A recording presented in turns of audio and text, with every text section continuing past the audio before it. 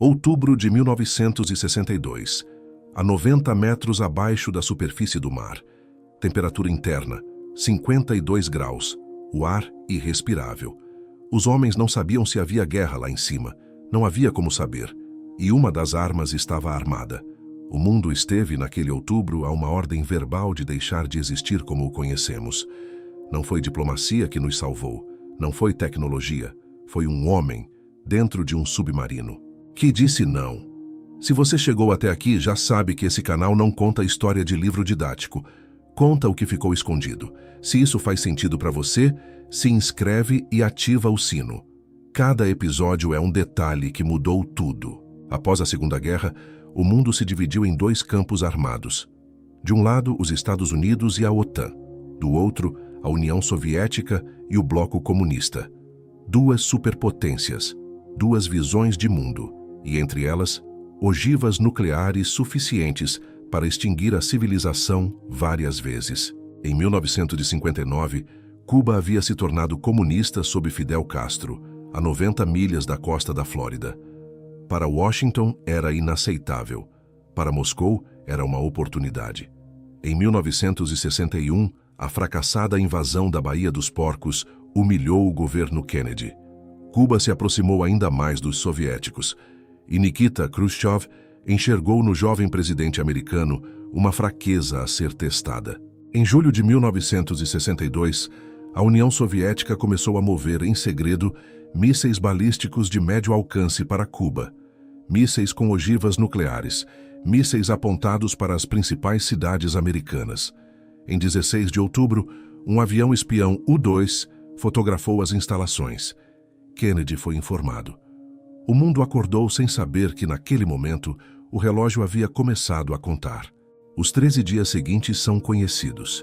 O bloqueio naval americano, a troca de cartas entre Kennedy e Khrushchev, a tensão crescente, à beira do precipício. O que não é conhecido, quase nunca é mencionado, aconteceu longe de Washington e de Moscou. Aconteceu no fundo do mar. A frota do norte soviética havia enviado 4 submarinos ao Atlântico.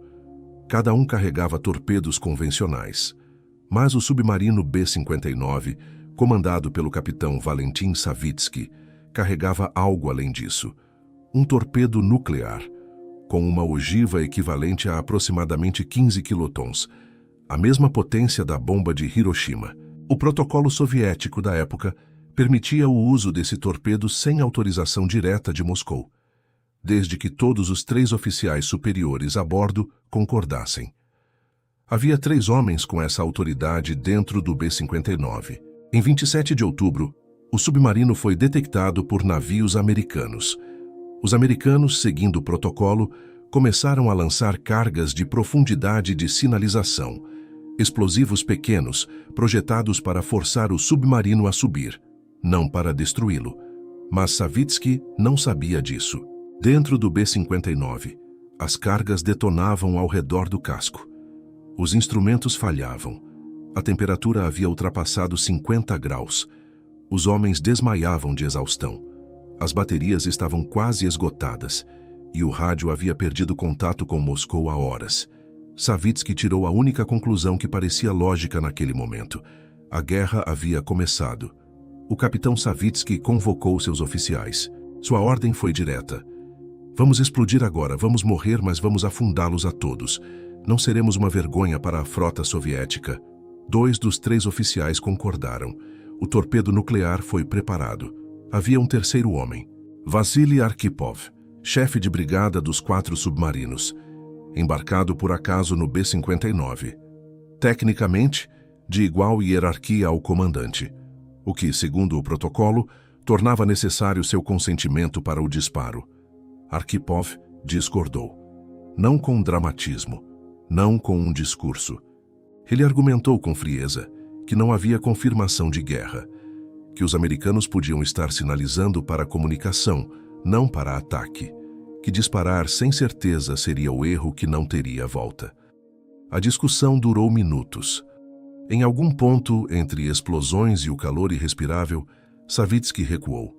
O torpedo não foi disparado. O B-59 subiu à superfície. Se Arkhipov tivesse concordado, ou simplesmente se calado, um torpedo nuclear teria atingido os navios americanos naquele dia. A resposta americana seria imediata. Os planos de guerra estavam prontos. Kennedy havia aprovado opções de ataque a Cuba.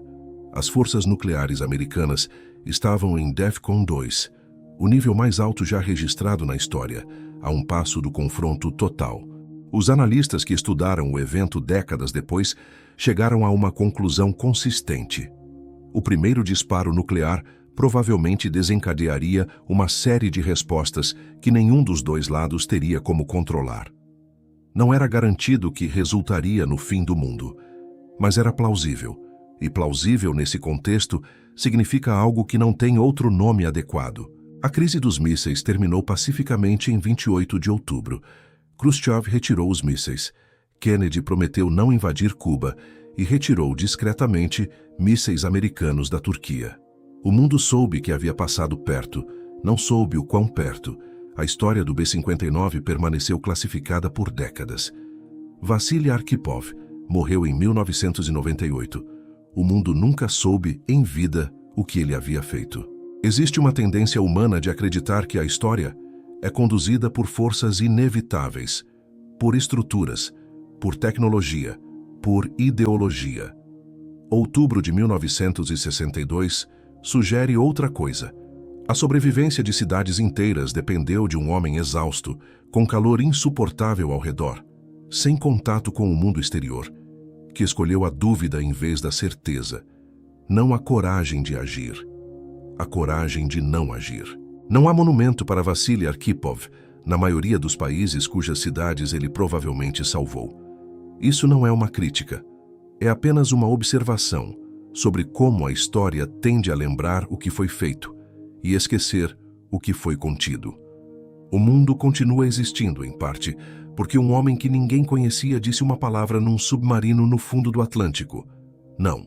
Esse episódio existiu porque alguém aqui decidiu que essa história merecia ser contada. Se você acha o mesmo, compartilha com uma pessoa. Não precisa ser mais do que isso. E se quiser continuar à beira da história, o próximo episódio já está esperando por você.